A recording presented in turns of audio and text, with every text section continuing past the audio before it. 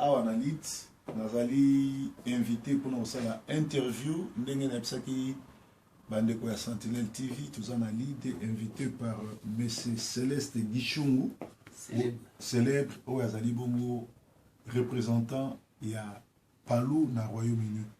Bonjour monsieur le représentant. Bonjour monsieur le journaliste. Toye Kotalayo so où se présenter na bande ko bazo la biso émission za na bilingue tout le bana français lingala même qui Congo ba to ba Rolanda biso. Merci monsieur le journaliste. Je réponds au nom de Célèbre Gichungu. Je suis le représentant permanent de Palou ici au Royaume-Uni. Pas en Angleterre mais au Royaume-Uni. Donc ça veut dire au UK quoi. Bon, le Royaume-Uni est regroupé par 4 pays. Il y a le pays de Galles, l'Écosse et l'Irlande du Nord et l'Angleterre. Est-ce que vous avez déjà des représentants dans toutes ces villes-là, dans tous ces pays? Non, le problème c'est quoi? Nous avons un seul représentant qui suis-je ici au niveau des UK, mais nous avons des partis, donc nous avons des comités qui existent partout là-bas. Ouais. Ce dernier temps, monsieur le représentant, vous avez voyagé, vous avez été où? Non, j'ai fait un peu beaucoup de voyages. Non, j'ai dit dans l'Angleterre, c'est-à-dire dans le Royaume-Uni. Non, dans le Royaume-Uni. Vous avez été à l'Irlande? Non, Irlande, ce n'était pas l'Irlande de notre côté, c'est l'Irlande, la République de l'Irlande à Dublin. Ouais. Là, c'est pas à UK. Quel a été le motif de votre voyage là-bas? Ah oui, le motif de voyage, c'était celui d'implanter notre parti là-bas. Nous avons d'abord un représentant qui est là-bas. Donc, le comité existait déjà. Je suis allé juste organiser les élections pour choisir le représentant permanent à cette République de l'Irlande. Ça s'est bien passé? Ça s'est très bien passé. J'étais très bien accueilli. Et puis, on a fait notre réunion. Nous nous sommes réunis. Nous avons fait les élections. Et puis, on a voté le camarade Justin Pambi comme représentant permanent là-bas, au Royaume-Uni. En République de l'Irlande. Monsieur Céleste, célèbre Céleste, vous êtes le représentant du Palou. Si vous voulez nous parler du Palou, ça fait combien de temps que le Palou existe et quelle est votre plus grande vision du Palou? Parce que normalement vous êtes la seule personne qui accepte les interviews. Parce que les Palou actuellement a-dessus les Congolais. Parce que Kizen a représenté un mythe. Moi-même, j'étais membre de Palou, mais depuis que vous avez signé l'accord, l'alliance avec les assassins, je me suis retiré parce que je me suis dit que Gizenga a trahi la lutte qu'il a commencé avec Lumumba en acceptant de travailler avec le Rwandais. Pouvez-vous nous expliquer pourquoi vous avez fait cette alliance et pourquoi aujourd'hui vous ne donnez pas des informations? On ne sait pas ce qui se passe au Palou. Parce que maintenant, là, le 19 décembre, l'alliance que vous avez signée avec Kabila arrive à sa fin. Kabila doit partir. Qu'est-ce que vous allez devenir? Est-ce que vous allez... Bon, je m'arrête d'abord là. Merci. Je vais pas... Merci beaucoup. Je vais pas poser des questions. Vous m'avez posé beaucoup de questions à la fois, mais je vais commencer. La première, c'est celui de savoir quel est le Palou. Qu'est-ce que signifie le Palou? Le Palou, c'est un grand parti politique. Tout le monde a parce que la maman peut oyo baza awa baling pe bayoka pour français batebele bayoka te to ki na lina. OK, merci beaucoup. Palou ezali parti politique ya munene na kati ya République démocratique du Congo. Pourquoi zo ba munene bo parti ya muke ezali? Non, soki na lobi ya munene azali koko ya ba parti politique nyonso. Ça fait combien de temps? Ça veut dire eza parti ya cinquantenaire. Vous posez une question, il a parti à cinquantenaire, donc nous avons plus de 50 ans, il y a l'IT, Oyo, patriarche, Antoine Kizenga, Asali, Nabaninga Nae, entre autres, Lumumba et tous les autres. Pardon. Ouais. Parce que vous trahissez déjà Lumumba. Et ça, plus de 50 ans qui collaborent, ou bien plus de 50 ans, il y a l'IT. Non, na loba qui a émission moko, na biko benga Palou, parti à ba collabo, et ça, kozanga koyeba histoire ya mboka. Kozanga koyeba histoire ya mboka pour mutoyo abundi le patriarche Antoine Kizenga abundi 50 ans ya vie na ye pour démocratie ya okota et puis lelo congolais benga ye collabo ça c'est wana eza koza ingrat envers mutoyo abomi vie na ye mobimba ami pesi pour na mboka wana pour lelo ba parler sur élection par exemple. Zela muke pardon. Voilà.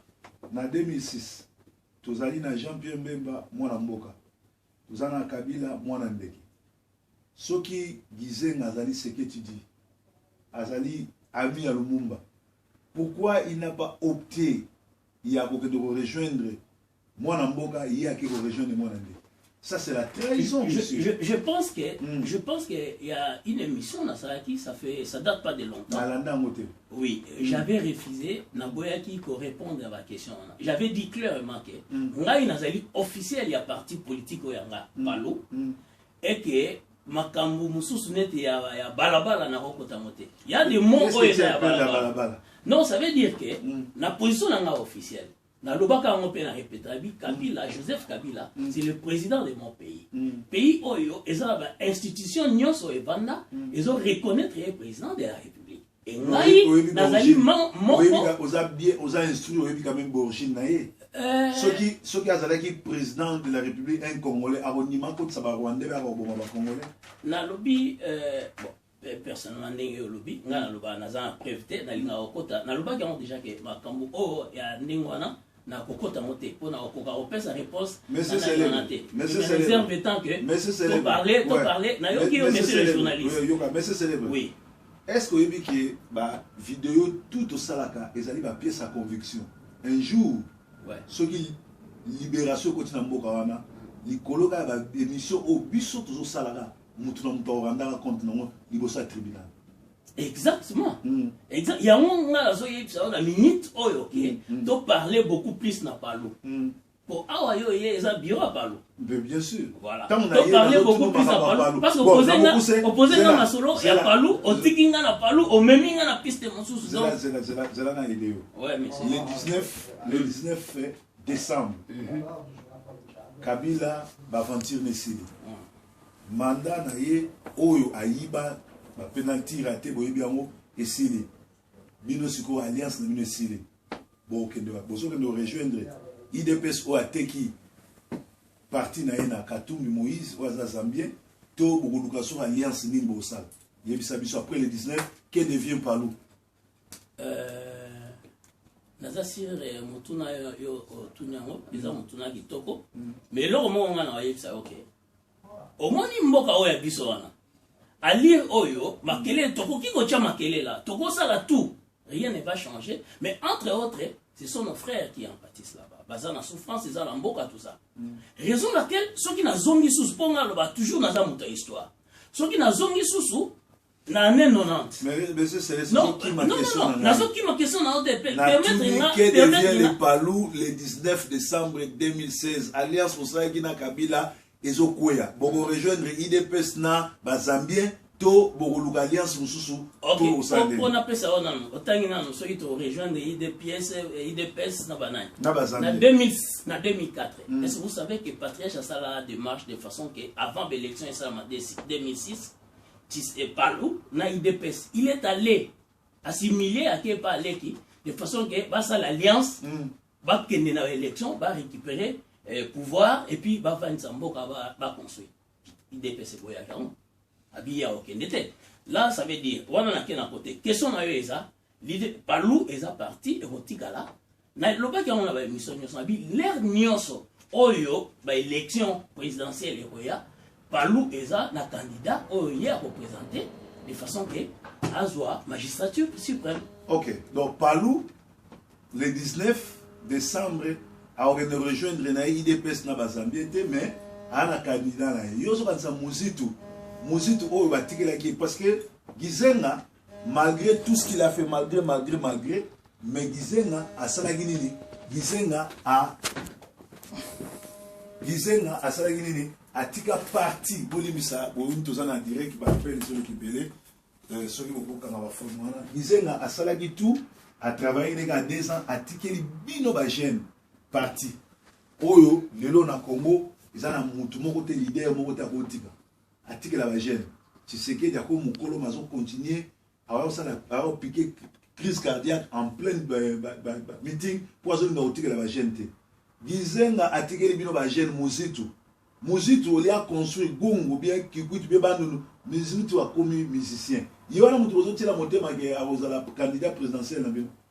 Je pense que ce qui a lobby candidat présidentiel élection Mozitoté n'a qu'à Palou yo yebi combien ba cadre baza kuna na kata palo na opesa exemple moko naza mozitu avant koma oyo mozitu oyo bino boyebi oyo lelo yo yebi mozitu l'air mozitu azaki inspecteur ya finance yo yeba mozitu oyeba kiete donc ça veut dire que Palunde et Sali Mozitu a comment ndenge akomi lelo célébrer Mozitu tout ça bloane akombe musicien ça moi wananga okota te so asa musicien jour okuta na yo si ACABC a que ça interview na ba illettré lokola babo ba ex-pêcheur ba to souhaiter lokola babo que tu y premier ministre à Congo a que nous vanda ça la ba débat na ba to ndengwa Nicolas Mbon je pense que awa na dossier tout ça Mozitu a suspendu la partie nationale. Je pense que vous avez informé.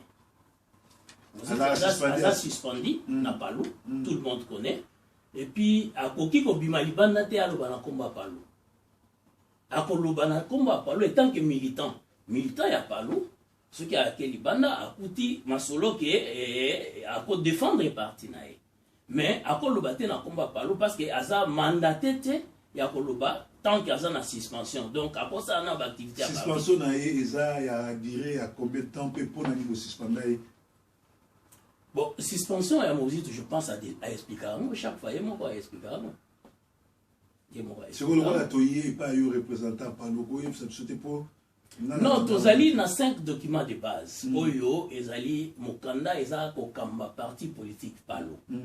Dans 4 à 5 documents de base, il y a Azalaki à l'encontre selon Nibeko Oyezaï Puna. Il y a un mot et ça qui a une suspension. Ah, ok. C'est que donc, on dit qu'on confirme que le 19 décembre, vous avez un candidat à Bino, vous avez une alliance cette fois-ci, vous envolez Bino. Non, le problème est ça. Est-ce que dans le 19 décembre, c'est sûr que l'élection est le 19 décembre? Mais Séni, tu as compté dans Séni, tu as compté dans la Constitution. Oh, compté dans Séni, Constitution, Constitution, les colo à Séni, les colo à nous, surtout. Tout, même la déclaration, tout dans la Kabila, Kanan, que l'élection, au Salama, Yem, tu as repéré sa date et tout. Le monsieur, la fois, tu as remis la banque parce que ce n'est pas lui qui décide. Donc, monsieur les journalistes, s'il vous plaît, Momoni Awa. Toza na bureau ya Palou, na ebisio, et que ngai naza officiel ya parti na biso. Je pense que toti kana no toloba beaucoup plus na Palou, to évoluer que. Kasiyom toko yebsanga makamba Séni. En réalité, ce n'est pas le Séni qui dirige, c'est la constitution qui est au-dessus même de la présidence. Constitution na biso le 19 décembre na minuit. La rameneuse de Séni makamba sike bandi. Donc et puis mutumo kwa kolongola ngote. Vous allez respecter les moines parce que ceux qui boboyi na Palou na binonyo sto boboyi to le langage ya ba combattant parce que na combattant il y a mon combattant donc tant na koti le la pasteur te le la combattant ouais donc il faut pas que la c'est le problème non le problème est ça je pense à le bac on la fois passé que tous en a pays des droits et qu'il y avait un vide juridique pays des droits na wapi l'Angleterre ou bien l'Angleterre oui tous en a pays des droits. Ça pays des droits exact. Ok, ça va. On a un point de vue là. Tous partagés en le problème c'est quoi? Vide juridique et zalaki. Les basali constitution va prévenir que ceux qui président il y a qu'à la mandat ici, ou ya sikako ya dirait que ça combien de temps. Et vide wana juridique wana qui va pour ça là nani avokambambo na période wana. Il y avait un vide juridique. Il faut faire, pour le lobby constitution, il faut faire constitution et lobby, il faut faire appel à la cour constitutionnelle. C'est là où ils sont partis. Non. Constitution, il dit qu'on n'a jamais cour constitutionnelle. Constitution est claire. Le président de la République, avant 3 mois, il a fait un mandat, il faut organiser l'élection. Ce qui organise l'élection, à Zéli, Moutoua a l'élection pour les 19. Non, mais toi, avant 3 mois, la constitution, c'était pas écrit. Non, c'était écrit avant 3 mois. Il a fait un mandat, il faut organiser l'élection. Ceux qui organisent l'élection, d'office à Longwe. La constitution,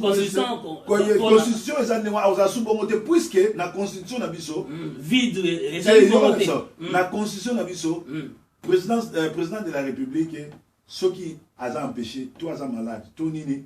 directement président Sénat comme président il y a République. Donc vite ceux qui sont malades ou bien alors ceux qui peut appuyer organiser l'élection, c'est-à-dire il y a mon appuyer organiser l'élection tout l'ongolais l'enco. Non mais constitution est le but bon constitution est le but l'ongolais l'enco. Ouais, constitution est le but de moi non. Je pense que naza na constitution on a tanga ki en place on a que nous revoir sous au moment là que moi erreur aux aki nango. Yango na que vide juridique ezalaki il fallait préciser ça va prendre combien de temps pour nani wana esalama.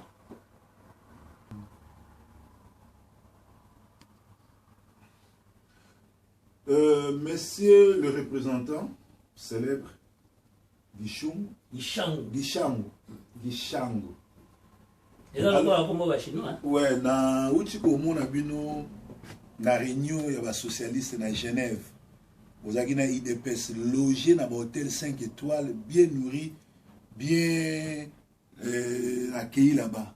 Est-ce que vous connaissez sur le Mboka ou bien vous connaissez ko représenter ba socialiste pe ma solo ni bo solo la ekuna pour la moni banda bozongi la moni ma solo ezo santé qui to ko makamno nyo sto qui to ba futi bino ko mieux. Donc merci Mingi, messieurs les journalistes pour venir de 30-30. Tokenda na Genève na conférence internationale ba socialiste oyo palu ezali membre kuna na kati. IDPSP as un membre na kati donc toza deux partis na République démocratique du Congo oyo baza ba membre ya ba socialiste international. Conférence ezali kuna tokendeki hôtel yo lobi batu na batu akenda ina ndenge na bango na mbongo na bango. Biso eza parti etinda biso nga akendaki na ordre de mission ya patriarche Antoine Gizenga oyo atindaki biso de façon eto représenter parti kuna. Ba pesa biso ordre de mission ça veut dire ndenge ça maka mbongo ya ko loger biso pour parti il faut loger biso. Alors yo zo moi la reutaka moi pas ko la meutaka kine yaka. Non, kozwa epakolami et ça veut dire que bafuta nga non. Bafuta nga te pour musa parti et ça musa bénévolat. Tout le monde a le bazo ça musa parti pour azana salaire. Nazana salaire te et ça bénévolat. D'ailleurs vous voyez, ba bureau oignon so ba local oignon so je paye ça moi-même parce que ngaza directeur de la compagnie je pense au bien. La compagnie monene ya lutte contre le réchauffement climatique. OK. Ce qu'on a réunion ana bozwa ki ben information ni pe relation ni bozana entre Palu na IDPS bosolo la ki na ba tu Palu na ba ta IDPS bien bobeta na ikara. Non, mais l'air token en conférence wana okuta déjà ba organiser bache okuta déjà bache banani okuta na kiti bache Palu RDC Palu RDC Palu RDC Palu na ndenge botinaki nombre ya batu na bino oyo bako participer so bazaki 8 bokuti 8 places ya Palu na IDPS je pense Palu tozaki 5 personnes na IDPS ezaki prévu bazala 8 mais baye 14 personnes dans la liste bazaki 8 tellement la personne na IDPS bayaki 14 mais fallait bazala 8 bayaki 14 mais so bayaki 14 point. Bon, je ne sais pas, on a des organisations. Non, ils avaient la chance parce qu'il y avait moins place vide au Nasuka et puis bah profiter ils va vendre kuna mais bazaki na place té ils avaient prévu. Non, ça c'est un problème d'appréciation et après on va éviter mais comme tous qui ensemble, ce qui gêne ça veut dire que tous qui si comme on va reconnaître ils a mélange à Palu na il dépasse bachaki Palu awa il dépasse awa. OK. Donc c'est ça. Ce que je peux faire peut-être prochainement, ceux qui peuvent partir, pays Moussou, c'est dans 3-4 parties. Parce que obligé de faire donc prochainement, dans le comité, il y a un socialiste international, ceux qui sont dans la conférence, parce que ceux qui n'ont pas de supplément, et parce que ça peut faire la confusion. Ok, monsieur le représentant. Bozo ke na élection. L'élection oyo masolo na moto yebi. Mboka so eza na occupation, yo eza na occupation te nga na yebi eza na occupation. Ba ke na ni na élection ni dialogue na batu oyo bazo ko occuper bino. 2006 boké na élection ba bimisi bino 3e, peut-être bo même ba premier. Mais au bimi 3e. 2011 boké na bino te betiseke dia ki a gagné l'élection ba boy ko pesa. Si vous avez une élection, c'est pour ça sûr. On manipule binoté. Pour nani bozo lingaka ko kende na makambo oyo pourquoi vous avez je pense que patriarche Antoine Kizenga na expérience politique on a sagesse na kati na comité oya sika nazo pesa maboko ba félicitations d'abord na comité na biso ya sika ba oyo patriarche Tchaki non nazo loba ya palu na équipe ya sika oyo patriarche anomaki bazo sa musa makasi et surtout ce sont des jeunes nazo pesa félicitations à Makasi, ils ont travaillé durement. Donc, patriarche Antoine Kizenga, na équipe, ils ont travaillé. Comment partir au Kenya? Mais notre souci majeur est ça, Nenge patriarche Alobake, tout ça là est le côté pour lobby makila balamboka étant. Tout est le pouvoir, biso toko est le pouvoir, pour lobby to bomisa batu, pour tout est le pouvoir. Non. Yango zo mona patriarche bandaka la makamba dialogue, bato alobalilo dialogue. Batonso ba yo ndima dialogue la dernière minute ceux qui bandit ma dialogue époque et le bamaka mais lelo tout ça tout est clair Nicolas mais ça to ken élection de chaque fois le bango chaque élection tout ça ba témoin to perdra toujours bato biso to ça gère parti politique te o il faut tinda ba peuple a kende po ba kufa te peuple ne to zo battre là parce que lobby ceux qui to zibo concert to dire bana mais c'est ce peuple va zo boma chaque jour na est va zo boma na Kinshasa ba bomaka. Et nangina yeba batubele ba deba yoka ki nazoya awa balandaki breaking news ba benga ba bi mais botuna na bato Palu pourquoi ba travailler depuis 2006 ça ba tabanu bazana ba poste clé ba PDG bani mais na bandundu botongi te bo tchotoroute te bo tongi ata be kolte bo pitote le blair bozo na subo kende ko koma na présidence de la République. Bon, monter aux alapires. Parce que c'est la même résidence, il y a Fouge, c'est-à-dire il y a son excellence Gizenga. Moya, au côté de Kounezate, par Tonga, Villa, Mouneneme, Boudron, Zate, na évité dans la Kenda, Kounate, Bino, Kenda, Kouna. C'est quoi ça, dans mon fléri? Ça, dans mon fléri, et ça, très bien. Makamba Boudron, Nengolobi, le patriarche, ça, le premier ministre a travaillé à Ibiata, une livreté dans l'État, pour l'idéologie. D'abord, Premièrement, au monde que avant patriarche ça la gouvernement et ceux qui t'ont ébélé pourquoi bon pesa qui écoute comment vous avez pas comment nani Yannivé. Donc le patriarche avait l'idée que l'air azo ça gouvernement na e asala muyibi moko na kati azalate raison laquelle ce ba pesi dossier batali dossier nani o mututela azaki oh asala kiawa tout muyibi Yannivé longola. Il avait cette intention à travailler avec les hommes honnêtes. Pour travailler avec les hommes honnêtes, il faut y non, ça c'est un politicien, papa. On a langage, langage combattant, on a politicien, tu vas parler langage politique. Vous comprenez? Tu vas parler langage politique. Dans le langage politique, il est mon président de la République. Dans le langage, il y a combattant. C'est vrai, mais dans le langage, il est mon président de la République. Ça veut dire que vous avez collaboré. Non, appelez collaborer en Gazoboya. Naboya chaque fois. Mais Bozobo, ça n'a vraiment l'ito papa oyo mimi, patriarche oyo, a commis Moubangi boy pour réalité démocratie. Donc, comme vous avez négocié, tout à 5 minutes. Parce que tu fais sur 25 minutes. On passe 5 minutes. Tu as 5 minutes au Loba, autour de la caméra surliée, Loba. Merci beaucoup, Nabi.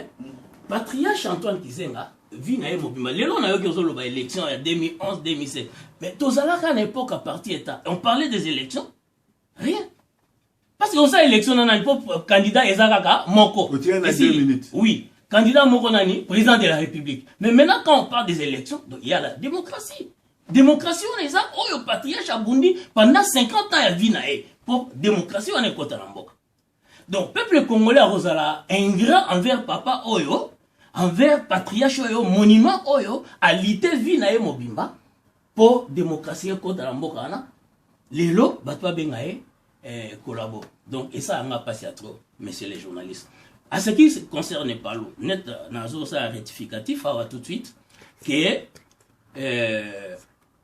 ndengo tanga comme mozitu quand je parle d'un candidat à Palu eza mozitu te ezaka mozitu te. Et ça, on dit tout fait, il faut long là parce qu'il y a ça dans la suspension, on a évité quand est-ce que suspension on a levé. Donc ici on parle ici il y a un candidat, na cadre à partir de la mission d'Engue Salamaka, bah au ça la réunion, ça la vote ya ba candidat ba linga ba sala ndenge ça en démocratie tout ça parti démocrate parti mot démocratique donc et on s'en sens mot de la fin